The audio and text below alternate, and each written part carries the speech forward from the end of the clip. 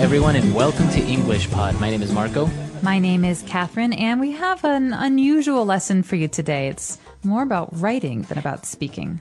That's right. Well, many times we have to write emails, and if we're working in a sales environment, we may need to write an email to a potential client. All right, so we're going to learn what is appropriate and what is not in today's lesson. Let's take a listen to our dialogue.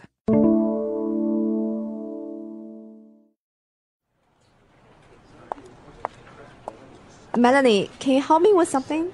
We need to finalize the account with the Mexican embassy, and I need some advice on phrasing this letter correctly in English. Sure, Tracy. Let me just get my laptop.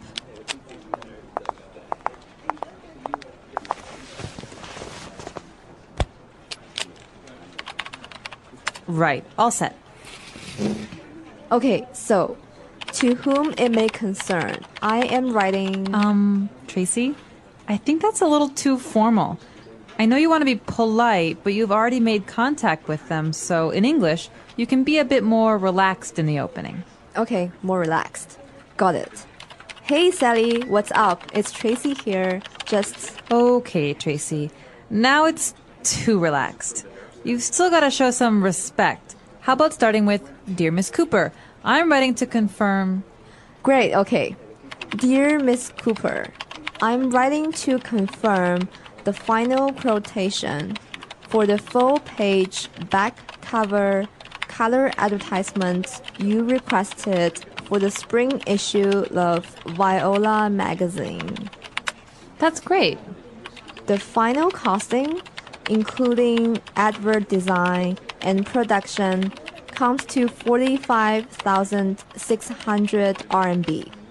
We want payment 10 working days before publication, or we will cancel the ad. Thanks for... Whoa, okay, back up a second, Tracy. That's too direct. Can I suggest you say, please note that the final payment is due 2 working weeks before publication? You don't want to offend her. Oops, okay, you're right. Then I can just end with, all the best, Tracy. Maybe I'd play it safe and just finish with, yours sincerely. That's more professional. Oh, Melanie, you're a lifesaver. Thank you.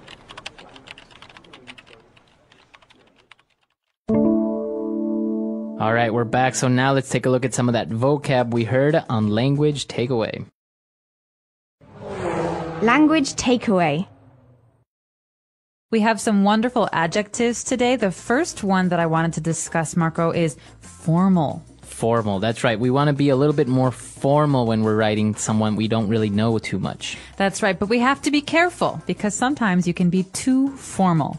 So what exactly does formal mean? So if you write a formal email, it's very proper, very respectful. So proper in the way that you wouldn't use colloquial terms or phrasal verbs that are, like that you would use with your friends. No, a good example is writing to a lawyer or a judge. You want to use formal language. That's Even right. with a teacher, you might use more formal language. But with a friend, you don't have to. That's something else. That's right.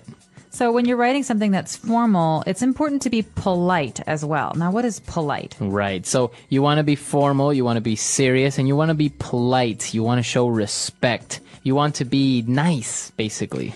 That's right. And so people can often be described as polite. He's very polite, or she's not polite at all. Right. And, when I was a little kid, my mom used to say it's very important to be polite. Always say thank you and you're welcome when you're talking to other people. That's right. And that's one way of being polite.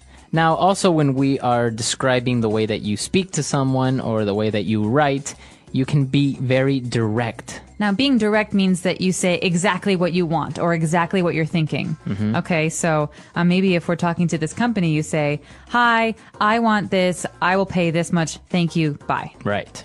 That's maybe too direct. So sometimes you need to be a little less direct and say nice things in an email. That's right. So maybe you want to say to someone that you don't really like the clothes they're wearing, right? And you say, hey, do you like my new shirt?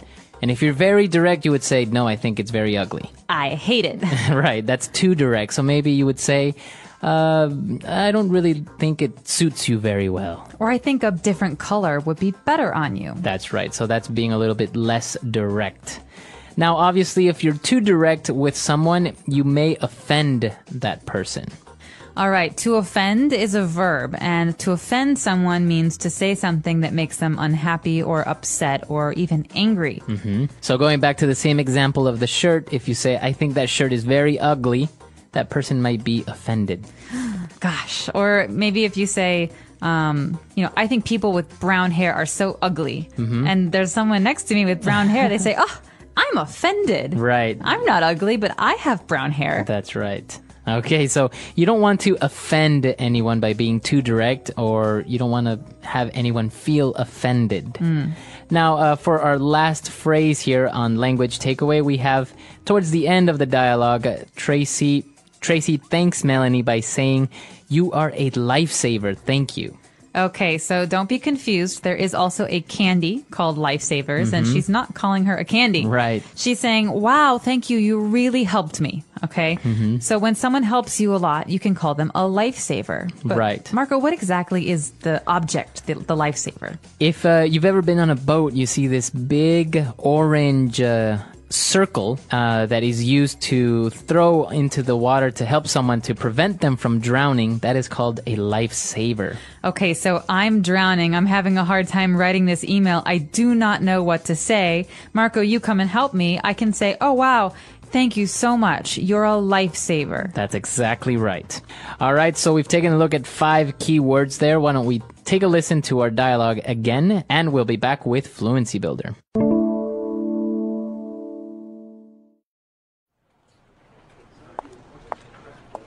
Melanie, can you help me with something? We need to finalize the account with the Mexican embassy, and I need some advice on phrasing this letter correctly in English. Sure, Tracy. Let me just get my laptop.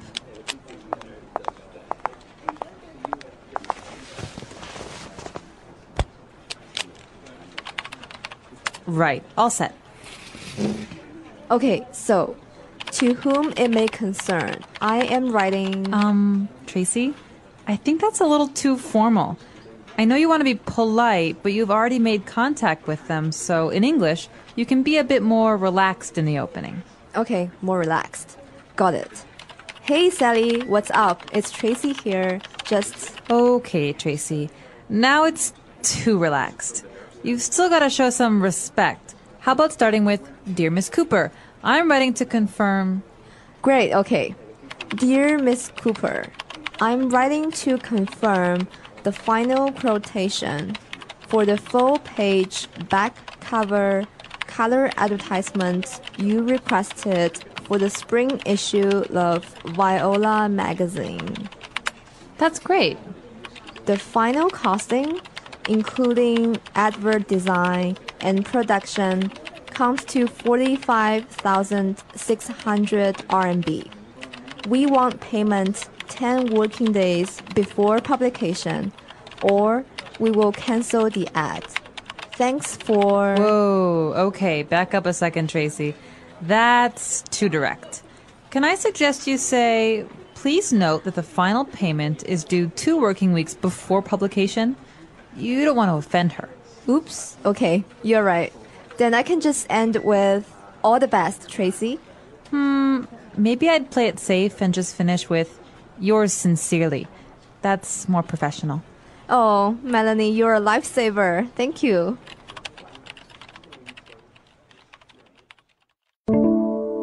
So today in Fluency Builder, we have a number of phrases you can use when you're writing an email. Some of them are very polite and formal. Some of them are very informal or casual.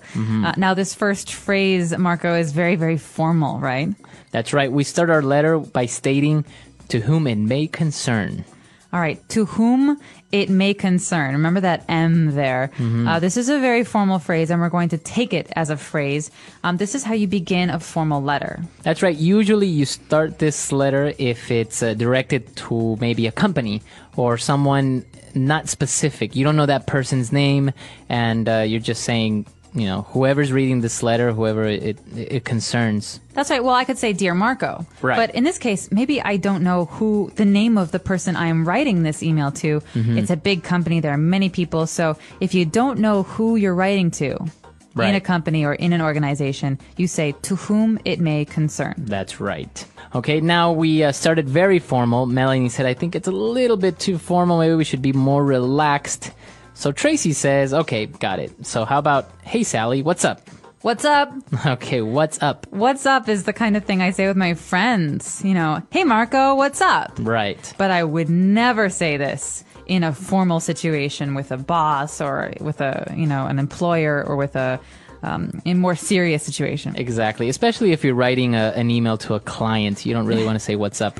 No, never. So remember, this is spoken English with your friends, but not something you would write. So the key here is that you have to show some respect. Okay, so that's another great phrase. You show some respect. All right, so the key here is that this is the verb is to show, right? Not to give. You want to show respect to someone. Well, how do you show respect? Well, the way that you act, your behaviors. So if I'm polite and I say, Mr. and Miss and thank you and please, these are ways to show respect. That's right. That's right. So that's the way that you are being respectful. You are showing respect by being very polite. For example, in Japan, it is common to take your shoes off when you go to a friend's home, their house, in order to show respect to them. That's right. Very good.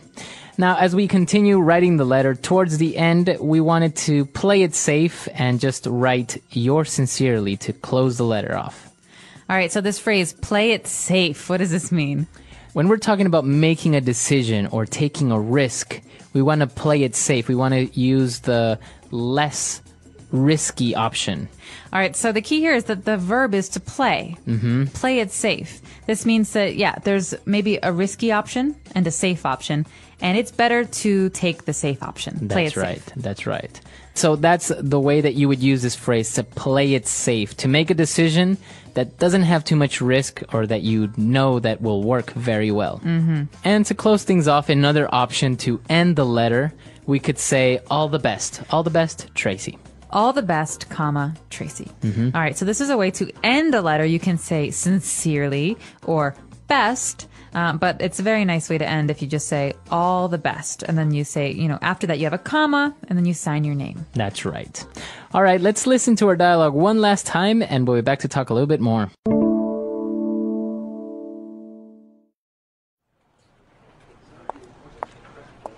Melanie, can you help me with something? We need to finalize the account with the Mexican embassy, and I need some advice on phrasing this letter correctly in English. Sure, Tracy. Let me just get my laptop.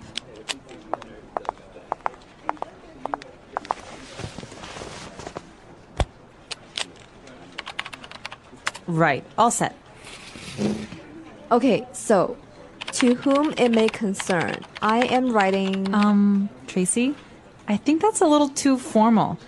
I know you want to be polite, but you've already made contact with them, so in English, you can be a bit more relaxed in the opening. Okay, more relaxed. Got it. Hey, Sally, what's up? It's Tracy here. Just... Okay, Tracy. Now it's too relaxed.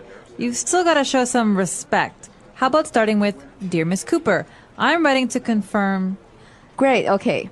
Dear Miss Cooper, I'm writing to confirm the final quotation for the full-page back cover color advertisement you requested for the spring issue of Viola magazine. That's great. The final costing, including advert design and production, comes to 45,600 RMB. We want payment 10 working days before publication, or we will cancel the ad. Thanks for... Whoa, okay, back up a second, Tracy. That's too direct. Can I suggest you say, please note that the final payment is due 2 working weeks before publication? You don't want to offend her. Oops, okay, you're right. Then I can just end with, all the best, Tracy. Maybe I'd play it safe and just finish with, yours sincerely. That's more professional. Oh, Melanie, you're a lifesaver. Thank you.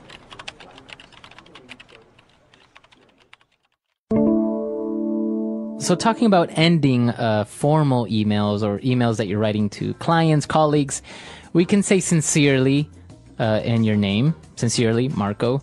You can say all the best, best regards. Now, I've noticed that some people who aren't native English speakers, sometimes they will close a letter, maybe even a formal letter, saying yours truly, Marco, for example. Is that really appropriate for a business setting or a client? I would not use yours truly. Maybe if you're trying to build a relationship with your client and you're very honest, but it seems to me to be very personal. Very romantic. Yes, yours truly. So I would say in that case, use sincerely or kind regards or regards, which are a little bit more professional and less emotional. If you want to have a romantic letter, you can say, all my love or yours truly yeah. or yours faithfully.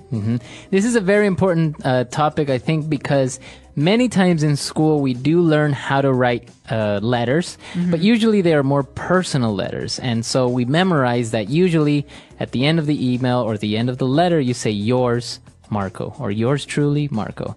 And although it is correct, it's not really appropriate for a professional setting. That's right. So just as a reminder, if you're signing off your email or your letter and you're at a